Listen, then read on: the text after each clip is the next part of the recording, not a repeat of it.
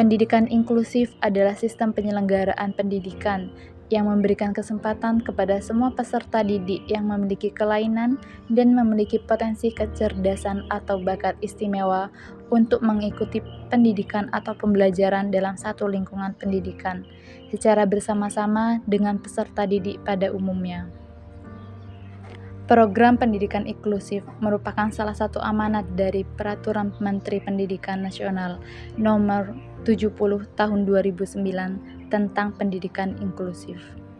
Undang-Undang Nomor 8 Tahun 2016 tentang penyandang disabilitas dan Peraturan Pemerintah Nomor 13 Tahun 2020 tentang akomodasi yang layak untuk peserta didik penyandang disabilitas. Program pendidikan inklusif di perguruan tinggi bertujuan untuk meningkatkan akses mutu pelayanan pendidikan yang ideal bagi anak-anak berkebutuhan khusus dan memberikan jaminan untuk memperoleh hak pendidikan yang sama seperti anak-anak lainnya. Adanya keberagaman kebutuhan tidak menjadikan semua siswa diberikan ketidaksamaan dalam mengakses pendidikan tinggi. Pendidikan inklusif memiliki nilai yang sangat penting dalam mendorong keadilan, kesetaraan, dan keberagaman dalam sistem pendidikan. Melalui pendidikan inklusif, kita dapat menciptakan lingkungan pendidikan yang mendukung semua siswa dalam mencapai potensi penuh mereka, memperkuat nilai-nilai kesetaraan dan keadilan, serta mempersiapkan generasi masa depan untuk hidup dalam masyarakat yang inklusif dan beragam. Pentingnya mengakui nilai setiap individu dan memastikan bahwa semua orang memiliki kesempatan yang sama untuk tumbuh dan berkembang. Pendidikan inklusif bukan hanya pilihan, tetapi sebuah keharusan. Adanya keberagaman kebutuhan tidak menjadikan semua siswa diberikan ketidaksamaan dalam mengakses pendidikan tinggi. Pendidikan inklusif memiliki nilai yang sangat penting dalam mendorong keadilan, kesetaraan, dan keberagaman dalam sistem pendidikan. Melalui pendidikan inklusif, kita dapat menciptakan lingkungan pendidikan yang mendukung semua siswa dalam mencapai potensi penuh mereka, memperkuat nilai-nilai kesetaraan dan keadilan, serta mempersiapkan generasi masa depan untuk hidup dalam masyarakat yang inklusif dan beragam. UNESA, satu langkah di depan.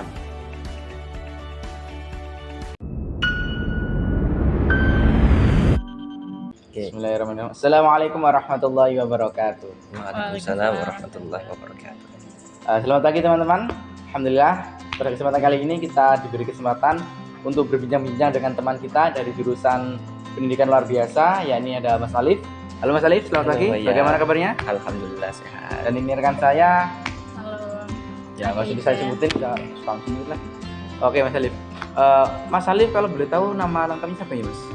Nama lengkap saya Fikri Alif Nur Restu Wardana, panjang. Waduh, panjang. Borong nama orang ini.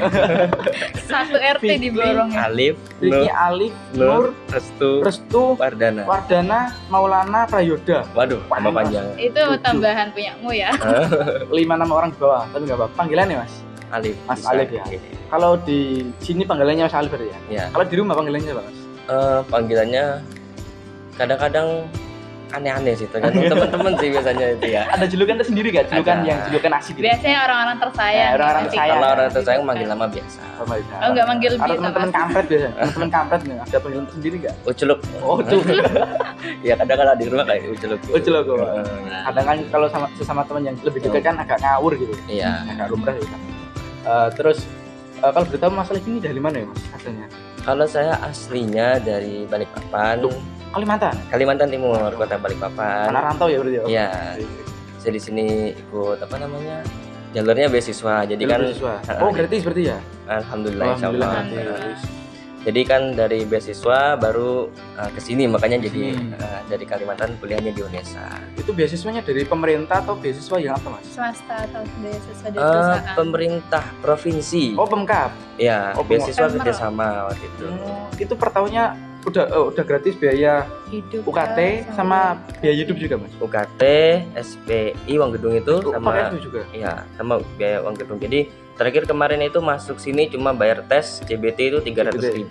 Berarti ke sini jalur SNBT ya?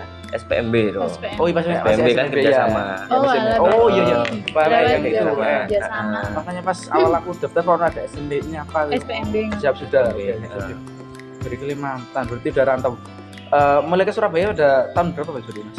Ke Surabaya itu kan tahu ya corona itu tahun ini 2020. 2019, 19. 2019 di sini 2019 kan corona. Terus waktu itu kan masih online. online. PKKMB-nya online. Terus tahun 2020-nya itu ke sini pas awal puasa hari Sabtu, ingat Awal puasa Mas. Sangat berkesan sekali ya. Ya, jadi banyak puasa di sini. Jadi ini puasa yang berapa? 3 apa ya? 2019. 2020 dong. Oh, 20, Ya. 5, 4. Empat. Udah 4 kali puasa di sini.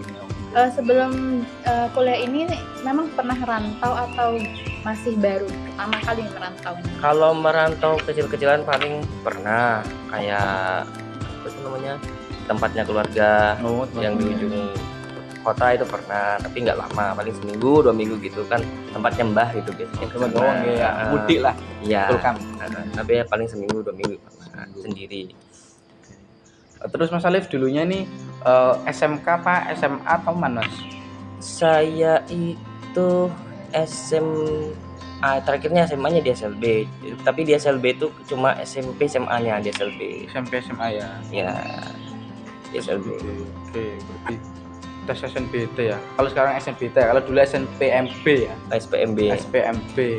Biasanya kalau SPMB itu kayak mandiri dulu ya Mas, jadi nggak ikut SMBT. Kalau SPMB-nya mandiri, tapi kan Oh. SPMB mandiri kerjasama. Jadi sama. Kerja sama. Jadi memang SPMB sudah- mandiri yang biasa sama yang mandiri kerjasama itu ada. Berarti dari awal kesini sampai sekarang masih dibiayai sama pemerintah ya Mas? Masih gitu. Ada uang saku.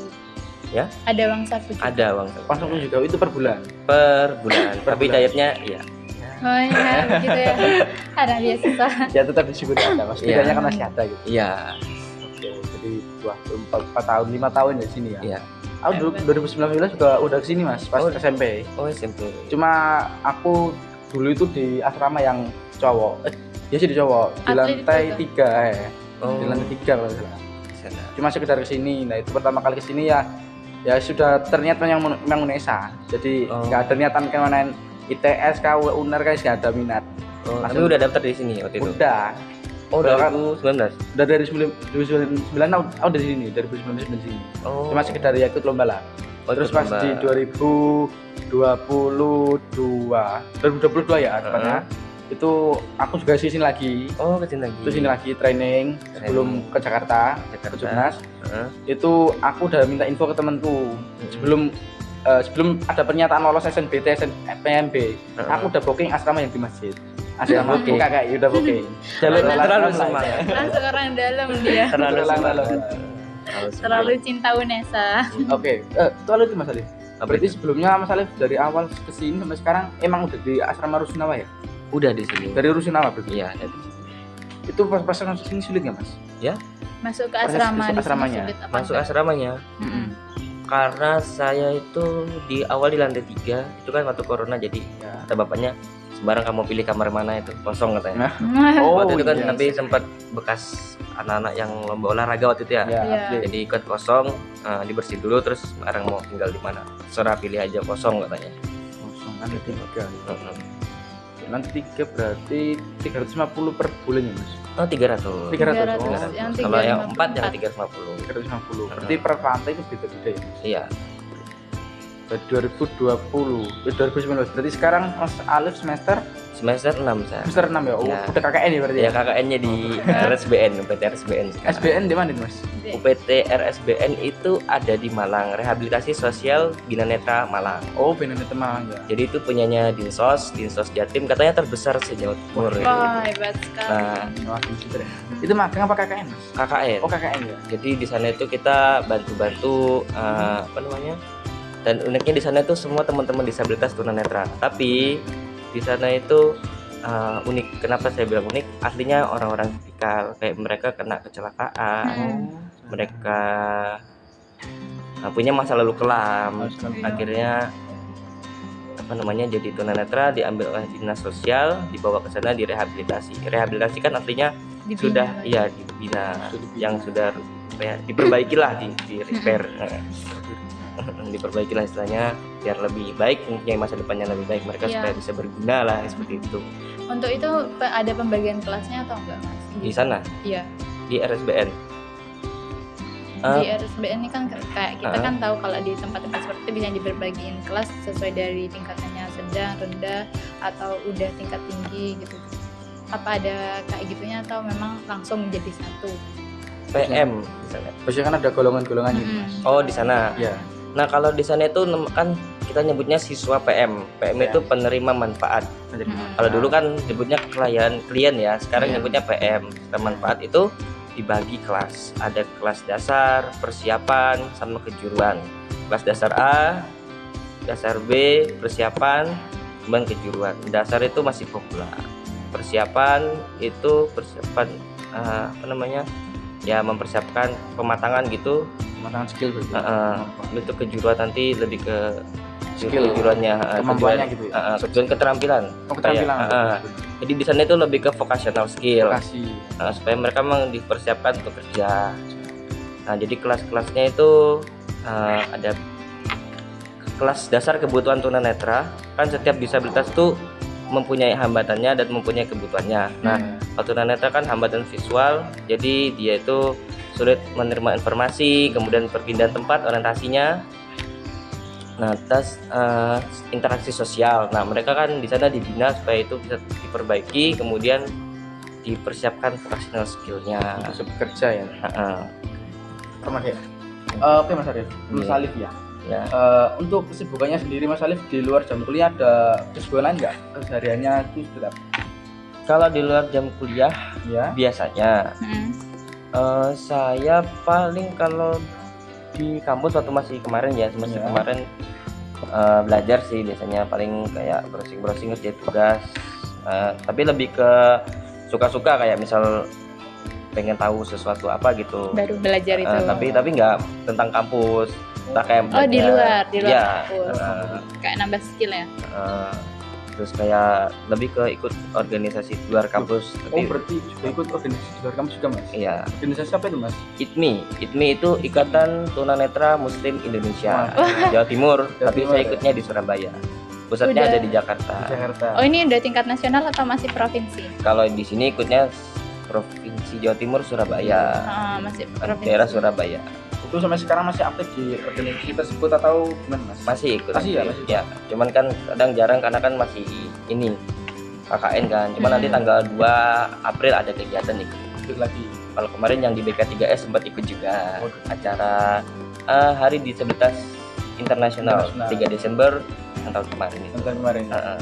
Oh, jadi rutin ikut. Biasanya kan kalau semester udah semester 5 semester 6 jadi pengurus inti. Kawannya atasan lah Mas. Jadi pengurus BPH atau BPI lah. Nah, di komunitas apa IKMI ya tadi? IKMI itu tadi ada kayak pengurusannya nggak Mas? Misal ada yang dari paling bawah, ada per bidang, Di per divisi. divisi. Sama yang di bagian divisi mana, Mas? Kalau saya kan memang ikutnya gini. Kan ITMI kan pertama ada ITMI pusat, itu di Jakarta, kemudian ITMI daerah, PP, PW, PPD pengurus pusat, PW pengurus wilayah, PC pengurus cabang. Nah, cabangnya itu kan ada di Surabaya.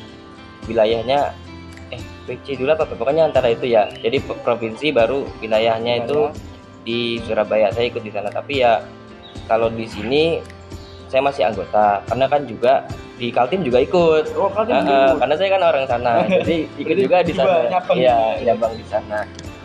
Karena kalau ini kan mereka kan nggak bisa kalau misalkan KTP-nya luar daerah, jadi nggak bisa ikut. Jadi pengurusnya. Nggak bisa. Oh, berarti kalau dari luar daerah yang diikuti organisasinya itu nggak bisa jadi pengurus? Nggak bisa, kecuali kalau misalkan satu daerah karena satu KTP bisa. Kemarin mau diminta jadi sekretaris tapi nggak bisa karena ditolak karena nggak bisa. Bukan ini ya KTP Surabaya. Harus misal diberi kesempatan jadi pengurus, misal tawarin jadi pengurus ya. Mas Ali pengen jadi jabatan apa? Kalau di ini. Kalau saya sih Ketua umum? Enggak sih, saya orangnya slow. Slow kayak. Sekretaris ya Santai. slow, sekretaris Mas. Gak bisa. Ya kan saya ditunjuk aja kalau ditunjuk Tunjuk. lagi. Ya itu kalau Selagi ditunjuk bisa. lagi bisa ayo, jalan. kalau enggak ya mohon maaf karena nggak bisa gitu. Mm-mm. Kalau ditunjuk ya kalau enggak. Kalau misal kemarin ditunjuk katanya ditunjuk mau jadikan sekretaris Mas. Terus misal Mas Alif diberi kesempatan domisilinya asal sini lah, itu diterima nggak Mas jadi sekretarisnya? Saya coba. Saya itu orangnya mencoba dulu. Nah. Kalau nggak bisa baru. Yang penting coba. Benar. Nah, Kata kuncinya Karena harus pengalaman coba. lebih penting, lebih berharga. Guru yang paling terbaik adalah pengalaman kita. Oh ya benar. Kata-kata Benar hari ini. sekali. Coach ya. Ada kata-kata orang yang gagal adalah orang yang tidak pernah mencoba. Iya, Asik. benar. Kita keluar kata-kata mutia. Aduh. Oke. Ini kan sampean udah dari organisasi udah. Terus ini saya pengen tahu sebelum ini apa pernah ikut lomba atau lagi menjalani lomba? Kalau lomba itu di UNESA belum pernah ikut. Kalau sebelum di UNESA pernah. Saya ikut lomba FLS 2N itu tahun 2019 ikut lomba cipta baca puisi. Waktu itu sempat juara 1 tingkat provinsi. Wah, keren, ngeri. Belum pernah loh Mas. Baca puisi. Orang puitis berarti ya Mas ya. Orang yang berbahasa. Mm-mm. Karena bahasa adalah alat komunikasi. Iya. Benar. Menyampaikan sebuah rasa. Dan rasa Perlu tidak perlu disampaikan lewat bahasa. Iya. Benar. Terus juga pernah tahun 2019 ikut ini Kementerian Pemberdayaan Perempuan Pemerhati Anak Deputi Kedisabilitasan lomba karya tulis naskah juara 2 nasional di Palembang waktu itu. Oh, Palembang. Ya, ada di Itu online online. apa offline Mas? Jadi itu lomba karyanya itu online karena memang langsung online. Iya. Terus kalau misalkan lolos nasional Lahnya diajak ke kapan? Palembang, waktu itu saya ke Palembang Oh, Palembang. karena juara. Pembagian ininya berarti pembagian Terus, rewardnya. Pemberian hadiahnya itu di Palembang, Palembang langsung aja. dapat laptop. Waduh keren. Hebat. Dapat laptop tahun 2019 itu Mas. Ya 2019. Jadi bagus banyak prestasinya ya. Dan dari lomba Ya Allah. juara 1, juara 2. Berarti udah jalan-jalan keliling-keliling. Dari Pantesan tadi bilang suka traveling ya.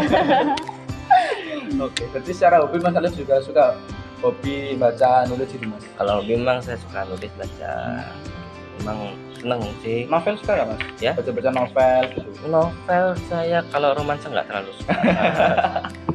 Lebih ke ini sih, apa ya, lebih ke kayak cerita-cerita. Tapi kalau bukan yang novel-novel gitu enggak. Yang penting nggak romance ya. Enggak. Kalau puisinya nih biasanya tema yang sering diambil sama ini apa Mas? Puisi tema Eh, paling apa romansa atau yang lainnya? tentang pendidikan kemarin yang terakhir itu judulnya Melati di Gerbang Sekolah. Itu terakhir. Itu terakhir. Itu tahun kapan Mas terakhir itu? 2020 kalau nggak salah. Oh 2020. Ah, Nah sekarang kan juga banyak tuh Mas event-event kejuaraan, perlombaan buat puisi, buat pantun, buat apa itu kenapa kok sekarang nggak ikut Mas? Gimana Mas? Kemampuannya? Sekarang nggak ikut. Iya. Saya belum dapat info kemarin. Oh, belum tahu info. Kalau kemarin sebenarnya ikut di sini di UNESA ikut UKIM, Oke. tapi Ilmiah. Iya. Oh ilmiah. terus tapi belum ada info Belum ada sih. info. Kemarin ada tempat yang teman-teman yang ikut lomba kelompok penulisan kalau nggak salah, tapi kan saya nggak punya kelompok jadi ya udah nggak usah ikut gitu karena nggak ada kelompok. Aduh. Hmm. Misal ada itu paling sepena Mas Alif udah buahnya Mas poinnya Mas. pengen ikut sih, pengen ikut. Pengen ikut ya. Dari jurusan sendiri nggak ada informasi gitu Mas. Biasanya kan dari Kaprodinya menginformasikan gitu Mas. Di share. Angkatan tua itu jarang ada info. Jarang. Webinar pun jarang ada info angkatan tua. Karena sudah fokus di Fokus. ini skripsi. Iya, jarang ada info. Angkatan tua itu jarang ada info kegiatan. Grup kelas semua aja sepi sekarang. Udah mulai fokus di masing-masing. Iya, apalagi ketemu teman tadi ini aja belum ada ketemu teman kelas. Emang libur Mas Sabtu. Enggak, memang teman-teman apa namanya Masih. ada yang masih KKN kan. Oh masih kakek. Iya. Jadi kalau KKN itu tergantung daerahnya, ada yang masih tergantung apa ya? Kebijakan lembaga dari di sana. masing-masing lembaga. Kalau diliburkan ya kita bisa balik, kalau enggak ya belum gitu. Sana ya. Oke, berarti ini sudah ikut-ikut lomba. Nah, di sini saya ingin tahu, Mas, apakah dari pihak sama dari prodi pendidikan luar biasa ya? Nah, dari situ, apakah pihak UNESA sudah membantu memfasilitasi kayak kegiatan-kegiatan itu? Apakah menurut Mas Alif ini sampean udah merasa terbantu atau masih belum? Apa ada kekurangan dari fasilitas tersebut? Oh, fasilitas di UNESA. Mm-mm. Kalau fasilitas di UNESA secara keseluruhan buat teman-teman disabilitas dari segala jenis disabilitas, alhamdulillahnya UNESA sudah ada upaya untuk ya. Tapi kalau dibilang secara keseluruhan semua fasilitas ya itu kan berarti kayak infrastruktur kayak gitu kan ya, sarana dan prasarana kayak gitu kan ya. Nah itu UNESA sudah berupaya kayak bangun guiding block, terus guiding block, terus bidang miring. Nah terus kayak apa ya, ada teman-teman yang mungkin juga bisa bahasa isyarat, udah mulai belajar. Nah itu kan juga ada relawan disabilitas juga. Nah itu udah mulai ada upaya. Tapi kalau secara keseluruhan ya masih belum. Ya bukan kurang, tidak belum. Ya nggak apa-apa, masih proses kan ya. Ada upaya. Ada upaya tapi belum maksimal. Guiding block itu jalur kuning atau alat pemandu tunanetra untuk berjalan. Jadi ketika ada guiding block, teman-teman tunanetra itu bisa dipermudah jalannya. Nah itu untuk membantu tunanetra dalam berjalan lah intinya. Jadi dari Indonesia udah fasilitasnya udah ada di PLB ada. Terus untuk pembelajaran di kelas itu gimana Mas? Apakah fasilitas yang diberikan dari UNESA, dari dosen-dosennya udah mencakup untuk kebutuhan siswanya di kelas belajar ini? Kalau untuk pembelajaran di kelas, UNESA itu kan inklusi. Ada inklusi itu setiap anak, setiap orang mempunyai hak yang sama sesuai dengan jenisnya, tapi mempunyai hak yang sama untuk duduk di tempat yang sama tanpa adanya perbedaan dan apa ya, pengelompokan. Jadi didudukan di tempat yang sama karena setiap orang mempunyai hak dan kemampuan pendidikan yang sama. Seperti juga pendidikan nasional ya. Terus UU nomor 8 tahun 2016 ya, itu juga tentang pendidikan inklusi juga. Terus mulainya inklusi kan tahun 1991, terus juga tahun 2009 itu juga ada undang-undang tentang pendidikan. Nah itu kan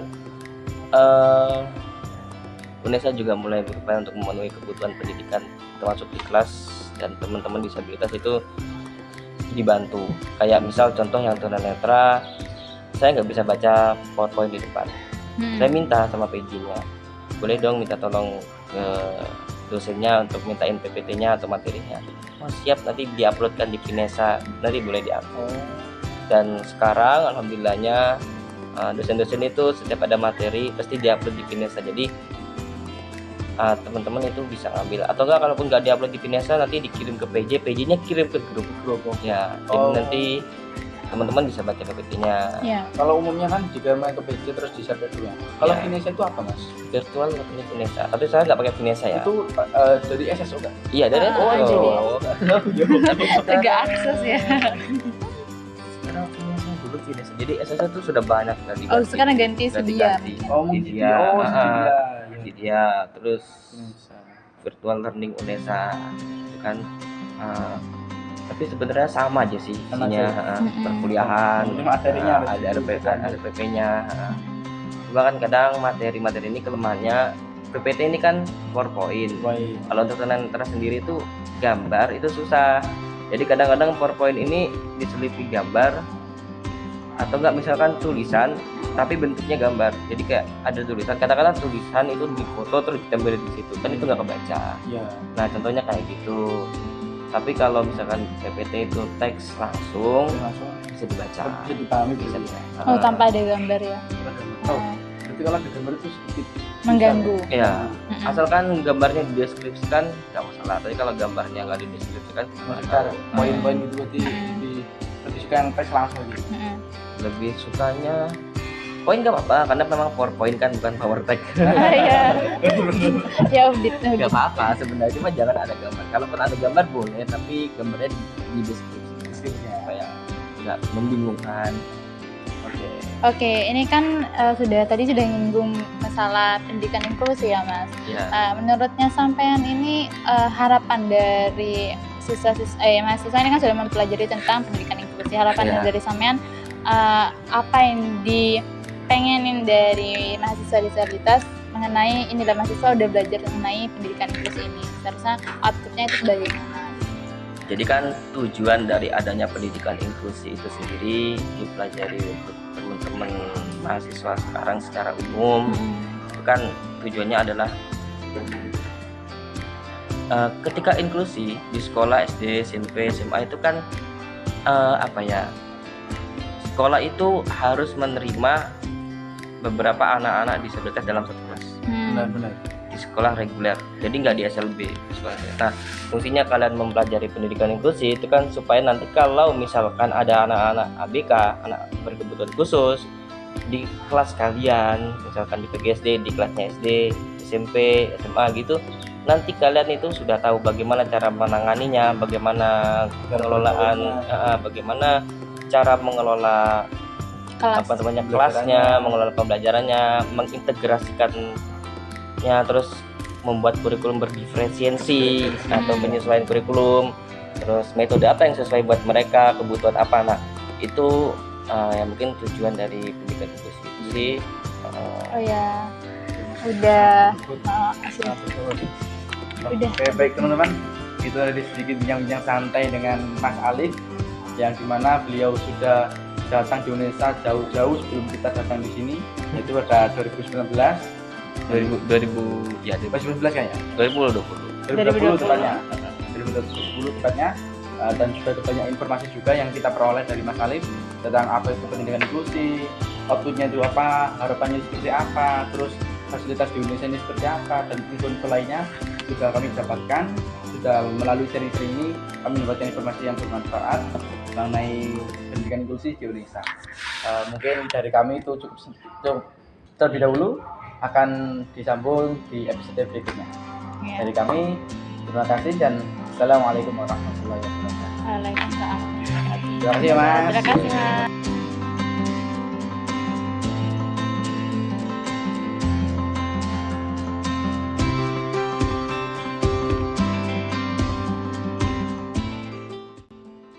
Mari dukung pendidikan inklusif bagi anak untuk masa depan yang lebih baik. Unesa, satu langkah di depan.